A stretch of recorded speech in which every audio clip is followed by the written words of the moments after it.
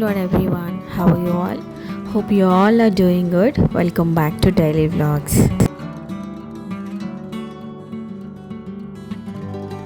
Afternoon lunch అయిపోయిన తర్వాత పిల్లలకి స్నాక్స్ చేద్దామని జంతికలు రెడీ చేస్తున్నాను పిండి.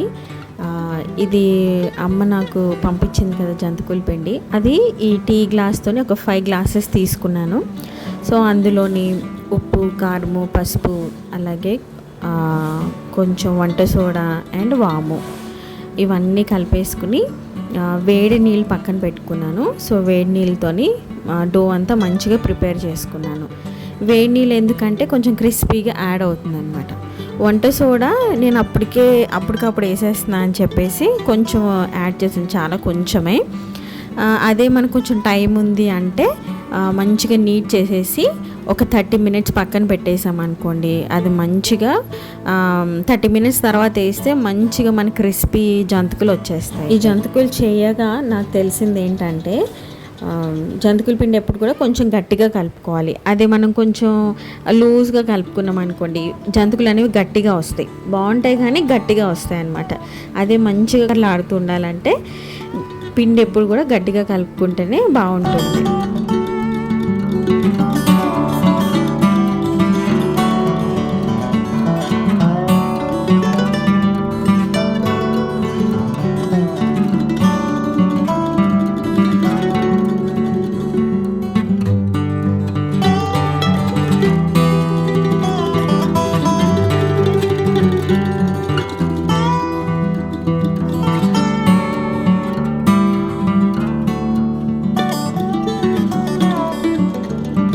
ఇలా అప్పటికప్పుడు ఇవి ఒక వారానికి సరిపోతాయి స్నాక్స్.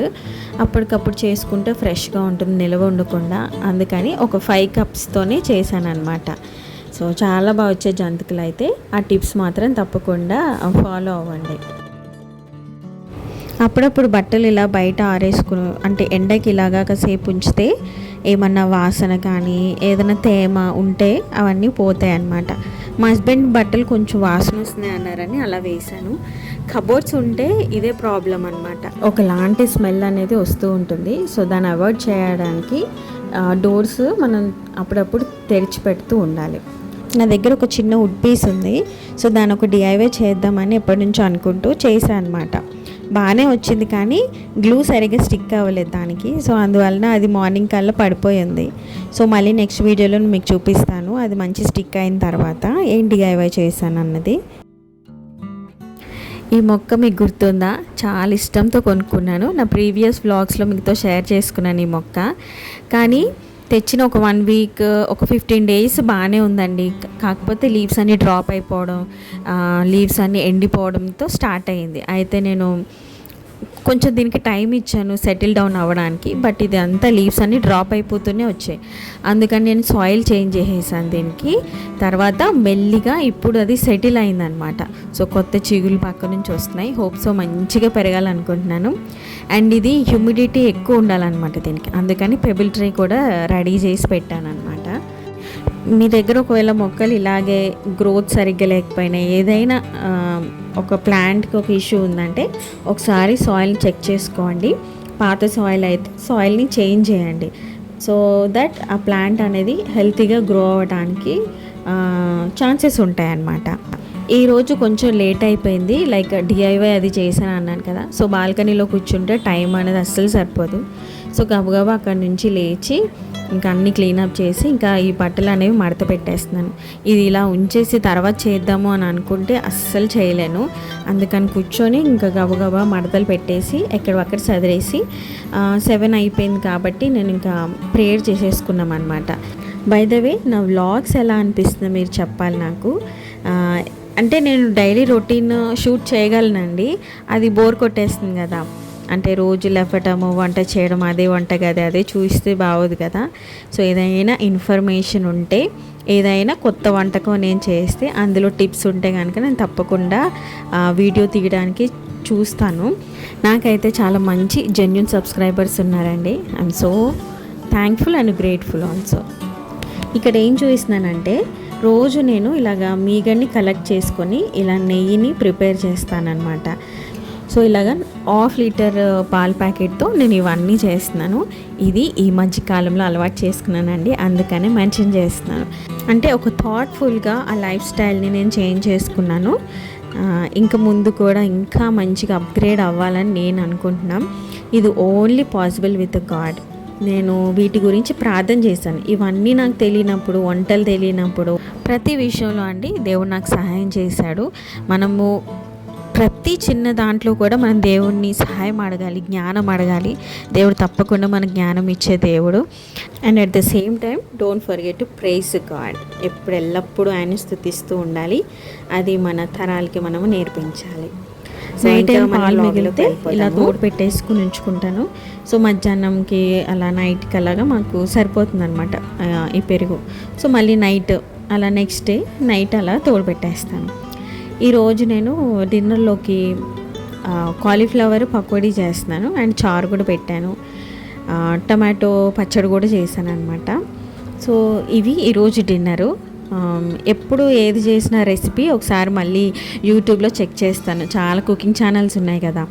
సో నేను అందులో ఒకటి మంచిది చూస్ చేసుకొని నా దగ్గర ఉన్న ఇంగ్రీడియంట్స్తో ఈరోజు కాలీఫ్లవర్ పకోడీ చేశాను. ఈరోజు మనం ఒక చిన్న టాపిక్ మాట్లాడుకుందామండి. నేను ఇన్స్టాగ్రామ్ రీల్స్ స్క్రోల్ చేస్తుంటే నాకు ఒకటి కనిపించింది అనమాట. దేవుడు ఎందుకు అంజూరపు చట్నీ చెప్పించాడు అని. ఆయనకి ఆకలి వేసి ఫ్రస్ట్రేషన్తో ఆయన అంజూరపు చట్నీ అలాగ అన్నాడా? అసలు ఫ్రూట్ అసలు ఆ సీజనే కాదు, అంజూరపు చెట్టుకి కాయలు కాచే సీజనే కాదు, అయినా దేవుడు ఎందుకు అలాగ అన్నాడు అని మనము థింక్ చేయొచ్చు. మామూలుగా చదువుకుంటూ వెళ్ళిపోతే మనం పెద్దగా పట్టించుకోము. When we stressfully see that. ఎందుకంటే మనము బైబిల్ స్టడీ చేసినప్పుడు మనకి ఇలాంటివన్నీ అర్థమవుతాయి అన్నమాట. సో నేను ఎందుకని చదివితే అక్కడ జీసస్ ఆ సీజన్ కాకపోయినా ఆయన ఎందుకు ఆ ఫ్రూట్ని ఎక్స్పెక్ట్ చేశాడు? ఎందుకంటే అది జస్ట్ ట్రీ కోసం చెప్పలేదు, ఆ చెట్టు గురించి మాత్రమే కాదు, అది మన కోసం చెప్పాడు. ఒక లెసన్ని మనకి దేవుడు టీచ్ చేస్తున్నాడు అనమాట. అంటే అందరూ చాలా మంచిగా అపియరెన్స్లో చాలా మంచిగా కనిపిస్తారు, but they don't have a real faith అనేది వాళ్ళలో ఉండదు. అది జస్ట్ ఫిగ్ గురించే కాదండి, అంటే ఆ ఫ్రూట్ గురించే కాదు, it's just about our spiritual fruits. మన పైకి కనిపించేవి కొన్ని ఉంటాయి, లైక్ చర్చ్కి రెగ్యులర్గా వెళ్తారు, ఎప్పుడు రైట్ మాట్లాడతారు, అవన్నీ మనకి పైకి కనిపిస్తాయి. కానీ దేవుడు కావాల్సినవి actual fruits like joy, peace, love, patience, kindness, righteousness. ఇవి దేవుడు పైనున్న ఆకులను అడిగాడు, చెట్టుకున్న ఆకులు. He will ask us bear the fruit. So faith is not just appearance అండి. సో ఫెయిత్ అనేది చాలా అవసరం ప్రతి విషయంలో, because he is a faithful God. So ఈ లెసన్ నేను నేర్చుకున్నాను. సో ఇది ఎవరికైనా తెలియని వాళ్ళకి యూస్ఫుల్ అవుతుందని షేర్ చేస్తున్నాను. ఇంకేమైనా పాయింట్స్ నేను మిస్ అవుతే తప్పకుండా నాతో షేర్ చేసుకోండి. సో ఇక్కడ కాలీఫ్లవర్ని ఫస్ట్ బాయిల్ చేసుకోవాలి, ఉప్పు పసుపు వేసుకొని.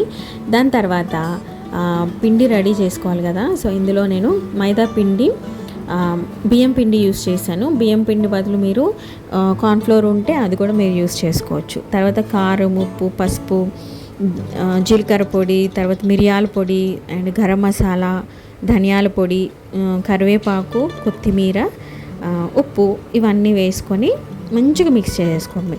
ఫస్ట్ మనము అదే మైదా పిండి తర్వాత బియ్యం పిండి వేసిన తర్వాత కొంచెం నూనె వేసి, ఒక టేబుల్ స్పూన్ నూనె వేసి మంచిగా కలపండి. అలా చేస్తే మంచిగా క్రిస్పీగా వస్తాయంట. సో ఇవన్నీ నేను యూట్యూబ్లోనే చూసి చేశానండి. లైక్ ఒక ర్యాండమ్గా ఏదైనా వంట చేశానంటే తప్పకుండా నేను యూట్యూబ్లో సెర్చ్ చేస్తాను, ఒక జస్ట్ రీక్యాప్ లాగా ఉంటుంది. అండ్ ర్యాండమ్గా ఇడ్లీ పిండి కూడా రుబ్బేసుకున్నాను. అండ్ పకోడీ వేయడం కూడా అయిపోయింది. పకోడీలు మాత్రం చాలా బాగా వచ్చాయి. మీరు కూడా ఒకసారి ట్రై చేయండి, ఎప్పుడైనా ఎలా ఉందో తప్పకుండా చెప్పండి. సో ఇదండి వాళ్ళ వీడియో. హోప్ మీ అందరికీ ఈ వీడియో నచ్చింది అనుకుంటున్నాను. See you all in next video. Bye bye. Praise God.